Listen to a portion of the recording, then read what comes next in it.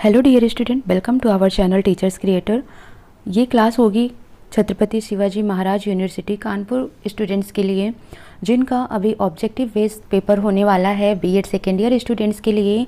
और सभी स्टूडेंट्स से यही मेरी रिक्वेस्ट है कि आप वीडियो को स्टार्टिंग से एंड तक देखें विदाउट स्किप, क्योंकि यहाँ पर मैं आपको 4 ऑप्शंस तो प्रोवाइड करूँगी, साथ ही साथ उन 4 ऑप्शन से भी लिंक जो भी क्वेश्चंस बन सकते हैं उनको भी बताने वाली हूँ। तो आपके चारों पेपर को मैं बहुत ही अच्छे ढंग से कवर करने वाली हूँ। जैसे पहला पेपर है आपका development of education system in India and it's challenges, Bharat में शिक्षा व्यवस्था का विकास और इसकी चुनौतियाँ। ठीक है, तो ये सब्जेक्ट है आपका और एमसीक्यू बेस्ड होने वाला है एग्ज़ाम। सो जितने भी ऑब्जेक्टिव क्वेश्चंस बन सकते हैं इस यूनिट से मैं बनाने की कोशिश करूँगी। ओके, बट आपका सपोर्ट चाहिए। वीडियो को जितना हो सके शेयर करें ताकि सभी स्टूडेंट्स को मिल जाए, सभी इसका बेनिफिट ले सकें। और अगर आपको वीडियो पसंद आती है तो कमेंट सेक्शन में भी मैसेज कर सकते हैं, जिससे बहुत मोटिवेशन मिलता है। और जो स्टूडेंट्स नए होंगे इस चैनल पर वो चैनल को सब्सक्राइब जरूर कर लेंगे ताकि उनको न्यू वीडियो की नोटिफिकेशन ज़रूर मिल जाए। तो आज आपका केवल यूनिट 1 से मैं क्वेश्चंस कवर करूँगी। एक चैप्टर से ऑलमोस्ट 50 क्वेश्चंस के आसपास का क्वेश्चंस कुल कवर हो जाएगा। तो स्टार्ट करते हैं वीडियो। सबसे पहले हम देखेंगे चैप्टर 1 से जो पहला क्वेश्चन है, वेदकालीन शिक्षा मानव जीवन के किन पहलुओं का विकास करता था। ठीक है, तो वेदकालीन शिक्षा की अगर हम बात करते हैं तो इसमें आपसे क्वेश्चन पूछा गया है कि किन पहलुओं का विकास करता था, आध्यात्मिक का, मानसिक का, व्यवहारिक का या इनमें से सभी। ठीक है, तो जो वेदकालीन शिक्षा होती है वेदों से रिलेटेड है, ऋग्वेद या अथर्ववेद, सामवेद। ठीक है, ये सभी जो वेद हैं, जो वेदकालीन शिक्षा थे, ये मानव जीवन के आध्यात्मिक, मानसिक, व्यवहारिक, मतलब इन तीनों ही पहलुओं को वो मजबूत करते थे या उनका विकास करते थे। तो ऑप्शन आपका राइट आंसर हो जाएगा इनमें से सभी। क्वेश्चन नंबर 2 देखेंगे। क्वेश्चन नंबर 2 है, प्रश्न 2, एक वेद के अध्ययन में कितने वर्ष का समय लगता है और विद्यार्थियों को क्या कहा जाता है या फिर छात्र को क्या कहा जाता है। ठीक है, ये आपसे क्वेश्चन पूछा गया है। तो यहाँ पर आपको आंसर्स करना है।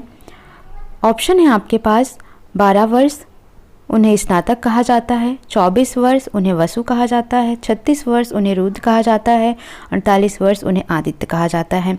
ठीक है, तो याद रखना है कि जो एक वेद का अध्ययन होता है वो कितने वर्ष लगता है उसको कंप्लीट होने में, तो उसको लगता है 12 वर्ष कंप्लीट होने में। तो 12 वर्ष किस में है, इसी में है। तो राइट ऑप्शन आपका क्या हो जाएगा, नंबर 1 हो जाएगा। और छात्र को क्या बोला जाता है, तो जो छात्र 12 वर्ष की पढ़ाई वेद का अध्ययन कर लेते हैं उन्हें बोला जाता है कि ऐसे छात्र स्नातक हो चुके हैं। यानी छात्र क्या कहलाते हैं, विद्यार्थी क्या कहलाते हैं, स्नातक कहलाते हैं। तो राइट ऑप्शन आपका क्या हो जाएगा, नंबर 1 राइट ऑप्शन हो जाएगा।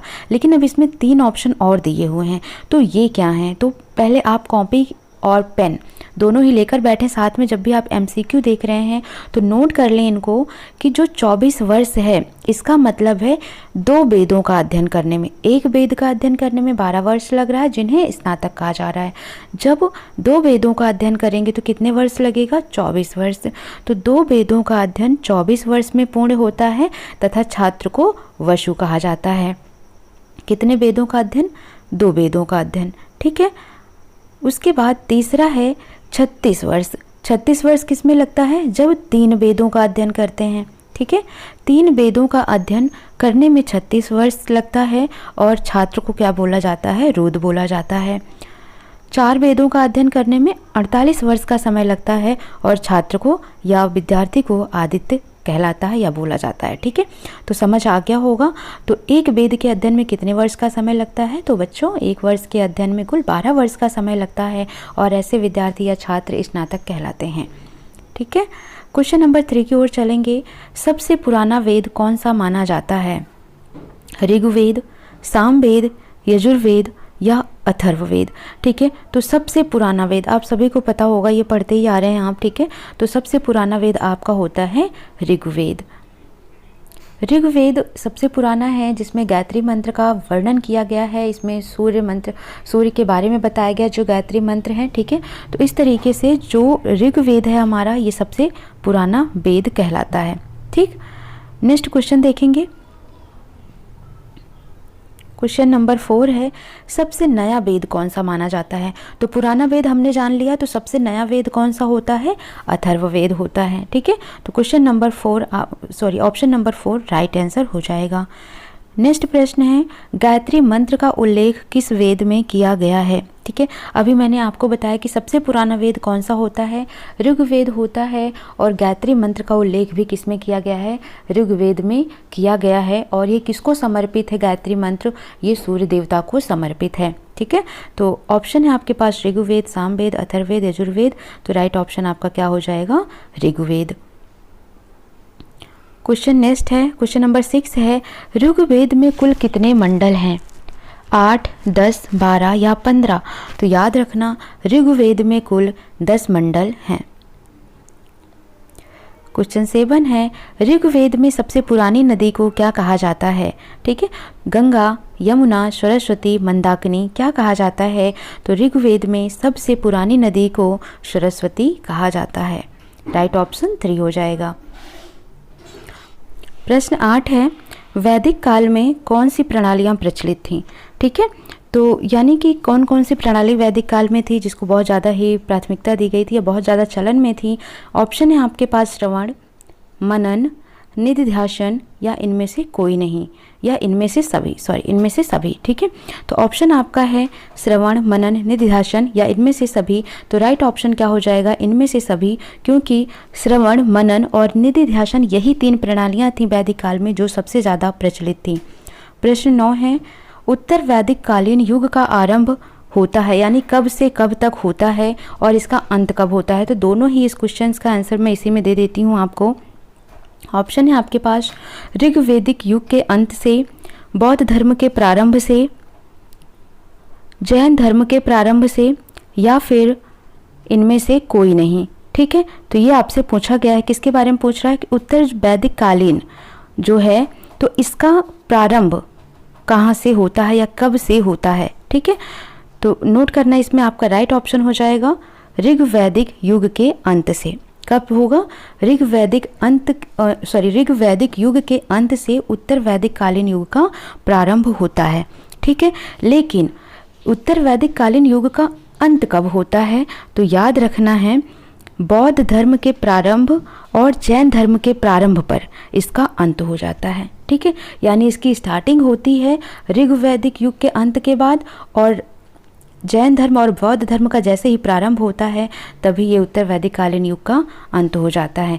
यानी कि इन दोनों के बीच का जो ये काल रहा है उसको बोला जाता है उत्तर वैदिक कालीन। ठीक है, क्वेश्चन नंबर 10 है, वैदिक काल की अवधि मानी जाती है, वैदिक काल की अवधि कब से कब तक थी? ये आपसे पूछा गया है। ठीक है, तो नोट करना आप, यहाँ पर ऑप्शन है आपके पास 1400 ईस्वी पूर्व से 200 ईस्वी पूर्व तक, 1400 ईस्वी पूर्व से 600 ईस्वी पूर्व तक, 600 ईस्वी पूर्व से 200 ईस्वी पूर्व तक, या 200 ईस्वी पूर्व से 100 ईस्वी पूर्व तक। किसकी बात कर रहा है? ये वैदिक कालीन की। ठीक है, यानी जो वैदिक कालीन है शिक्षा की अवधि, ये समझ लो कि जो वैदिक कालीन शिक्षा की अवधि है वो कब से कब तक मानी जाती है? तो उत्तर वैदिक कालीन शिक्षा की अवधि 1400 ईस्वी से 200 ईस्वी तक मानी जाती है। इसी में और पॉइंट आप समझ लेना, जो उपनिषद काल होता है वो 14 से 600 ईस्वी पूर्व तक माना जाता है। ठीक है, ये क्या होता है आपका नोट कर लेना, उपनिषद काल माना जाता है इसको। उपनिषद काल कब से कब तक है? तो ये 1400 ईस्वी पूर्व से 600 ईस्वी पूर्व तक है। वहीं पर अगर सूत्र काल की बात की जाए तो सूत्र काल आपका 600 ईस्वी पूर्व से 200 ईस्वी पूर्व तक होता है, तो इसको भी नोट कर लेना सूत्र काल। ठीक है, तो ये तीनों ही आपको याद होना चाहिए, यानी कि उत्तर वैदिक कालीन शिक्षा की अवधि है 1400 ईस्वी पूर्व से 200 ईस्वी पूर्व तक, लेकिन 1400 से 600 ईस्वी पूर्व तक के काल को उपनिषद काल और 600 ईस्वी पूर्व से 200 ईस्वी पूर्व तक के काल को सूत्र काल कहा जाता है। ठीक है, नोट कर लेना आप, जो ये उपनिषद काल है, ठीक है, यानी 1400 ईस्वी पूर्व से 600 ईस्वी पूर्व तक का जो ये समय है उपनिषद काल है, इसमें शिक्षा के द्वारा किसका ज्ञान दिया जाता था? सत्य का ज्ञान करने की चेष्टा की जाती थी। ठीक है, तो नोट कर लेना आप इसको भी कि जो उपनिषद काल में शिक्षा के द्वारा ही सत्य का वचन ज्ञात करने की या सत्य का ज्ञान करने की चेष्टा की जाती थी। ठीक है, अब यहाँ पर जो सत्य है उपनिषद काल में, जो ये सत्य की बात हो रही है, ठीक है, तो सत्य के द्वारा ही ब्रह्मा को प्राप्त करते थे। क्या करते थे? ब्रह्मा को प्राप्त करते थे और ब्रह्म को जानने की कोशिश करते थे। तो याद रखना, उपनिषद काल में शिक्षा के द्वारा हम सत्य को जानते थे, सत्य का ज्ञान प्राप्त करते थे, और जब हमें सत्य का ज्ञान प्राप्त हो जाता था तो इसी सत्य के द्वारा ही हम ब्रह्म को प्राप्त करते थे और ब्रह्म को जानने की चेष्टा करते थे उपनिषद काल में। ठीक है, नेक्स्ट क्वेश्चन नंबर 11 है, उत्तर वैदिक कालीन शिक्षा की अवधि मानी जाती है। तो अभी आपको बताया उत्तर वैदिक कालीन शिक्षा की अवधि 1400 से 200 ईस्वी पूर्व मानी जाती है। ठीक है, उपनिषद काल में अध्ययन काल समानतः कितने वर्ष का होता है? ठीक है, यानी कि अध्ययन काल की बात हो रही है किस में? उपनिषद काल में। ठीक है, तो उपनिषद काल में अध्ययन काल सामान्यतः 12 वर्ष, 10 वर्ष, 8 वर्ष या 5 वर्ष। तो कितने का होता है बच्चों? तो राइट ऑप्शन हो जाएगा 12 वर्ष का। ठीक है, और इसमें याद रखना है एक और बात होती है, जो उपनिषद काल होता है, ठीक है, इसमें उपनयन संस्कार कराया जाता है। ठीक है, और ये भी कब होता है? तो ये भी 12 वर्ष की अवस्था में हो जाता है। ठीक है, याद रहेगा। क्वेश्चन नंबर 13 है, वेदांग साहित्य में दूसरा स्थान किसका है? तो वेदांग पहले जानना कि वेदांग में कुल 6 अंग हैं। ठीक है, वेद अंग, तो वेद के कुल कितने अंग हैं? तो वेदांग में कुल 6 अंग हैं, और वेदांग में उपनिषद, कल्प, व्याकरण, निरुक्त ये सभी आते हैं। लेकिन दूसरा स्थान किसका है? तो दूसरा स्थान है कल्प का। तो राइट ऑप्शन आपका हो जाएगा 13 का ऑप्शन नंबर 2, कल्प। प्रश्न 14 है, कल्प सूत्र कितने प्रकार के होते हैं? 4, 5, 6 या 7? तो कल्प सूत्र आपके जो हैं ये कुल 4 प्रकार के होते हैं। तो राइट ऑप्शन हो जाएगा 4। ठीक है, कल्प सूत्र कितने प्रकार के होते हैं? 4 प्रकार के। लिख लेना यहाँ पर इन चारों के नाम, नोट कर लेना आप। सबसे पहला है स्रोत सूत्र। ठीक है, स्रोत सूत्र। दूसरा नोट करना धर्म सूत्र। तीसरा नोट करना सह सूत्र। और चौथा नोट करना आप शुल्ब सूत्र।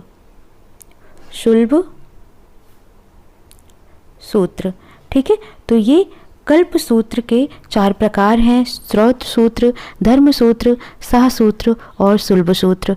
तो नोट कर लेना है आपको इसे। ठीक है, चारों सूत्र, चाहे आप स्क्रीनशॉट ले लें, यहाँ पर इसको नोट कर सकते हैं।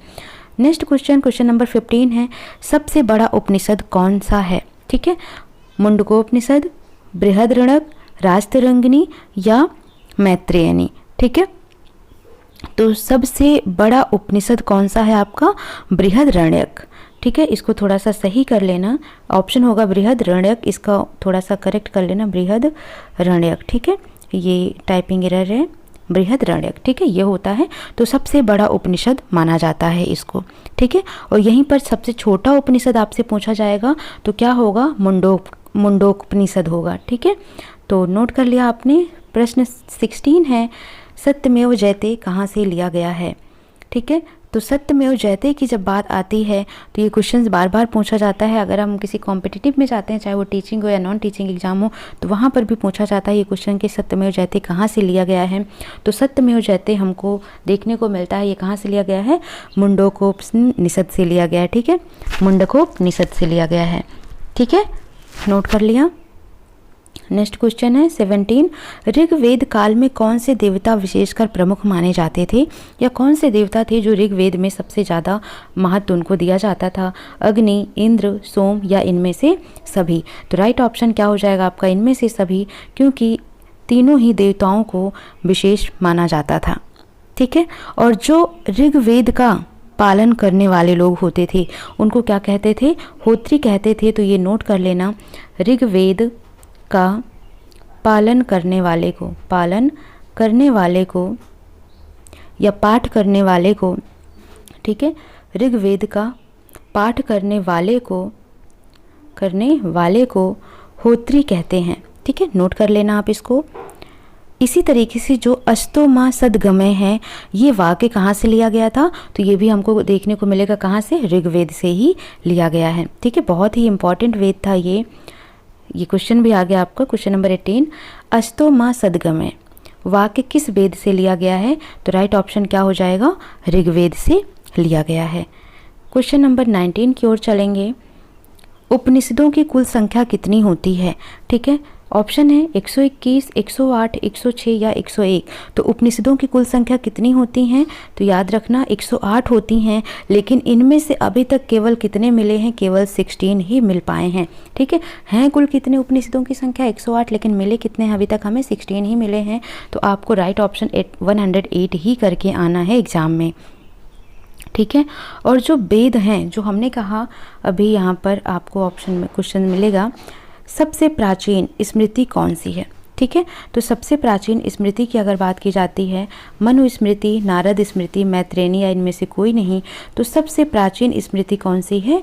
मनु स्मृति है। ठीक है, और स्मृति किसको कहा जाता है? तो वेदांग जो है, इसी वेदांग को ही स्मृति बोला जाता है। जो वेद के 6 अंग हैं, इसी को स्मृति बोला जाता है, जिसमें से जो मनु स्मृति है ये सबसे पुरानी स्मृति है। ठीक है, नोट कर लेना है आपको। और वेदांगों की कुल संख्या कितनी है? तो 6 है। ठीक है, यहाँ पर क्वेश्चन है, क्वेश्चन नंबर 21, वेदांगों की कुल संख्या कितनी है? 4, 6, 8, 10। तो मैं भी बार बार बोल रही हूँ, कितनी है? 6 हैं। और ये कौन कौन सी हैं? तो नोट कर लेना इनका नाम। एक तो हो गया शिक्षा, दूसरा कल्प, दूसरा स्थान किसको मिला है? कल्प को मिला है। तीसरा निरुक्त, चौथा व्याकरण, पांचवा छंद और छठा ज्योतिष। ठीक है, तो ये वेद के अंग हैं जिसे वेदांग बोला जाता है। तो कुल कितने हो गए? ये कुल हमने देखा यहाँ पर 6 हैं। ठीक है, तो इतना आपको नोट कर लेना। और जो वैदिक काल में शिक्षा दी जाती थी उसका जो माध्यम हुआ करता था वो संस्कृत होती थी, यानी शिक्षा किस में देते थे? संस्कृत में ही देते थे। तो ये कुल 21 क्वेश्चन जिसको आज हमने डिस्कस किया आपसे, आप इसको एक बार नहीं समझ आता है तो फिर से रिवाइज कर लीजिएगा। ठीक है, और अच्छे से आप इसके नोट्स प्रिपेयर करना चाहें तो नोट्स प्रिपेयर कर सकते हैं, या आप ऐसे ही याद रखना चाहते हैं तो ऐसे ही याद रख लें। ठीक है, और वीडियो को जितना हो सके शेयर कर दीजिए ताकि सभी को इसका बेनिफिट मिल सके। अब ये रुकने वाला नहीं है, आपको मैं सभी यूनिट के सभी क्वेश्चन इंपॉर्टेंट आपको जल्दी ही प्रोवाइड कराती रहूँगी। ठीक है, सो मिलते हैं नेक्स्ट सेशन में। Thank you for watching.